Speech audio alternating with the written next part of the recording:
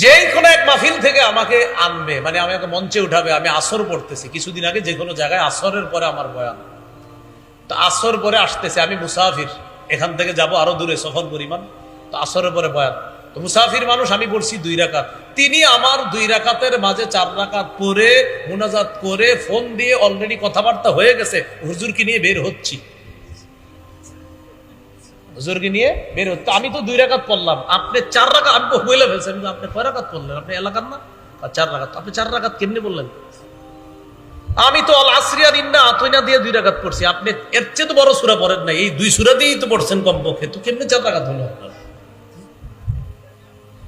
ওনার এই কর্মকাণ্ড দেখে সেদিন আমি নামাজ সম্পর্কেই বয়ান করছি, এটাও বলছি যে ভাই এইভাবে আপনি রিসিভ করতে গিয়ে, আমাকে রিসিভ করতে গিয়ে আপনি নামাজে কেন এই কাজটা করলেন? মানে একটা হায় হুতাশ, আরে কি জানি ফাটাই আলাম করে ফেলো, মানে কি? মানে আমার আনতে হইলে আপনি নামাজ এইভাবে 4 রাকাত 2 মিনিটের মাথায় বাস ক্লোজ দিয়ে দিলেন, এটা অন্যায়, এটা আল্লাহর সাথে বেয়াদবি করা।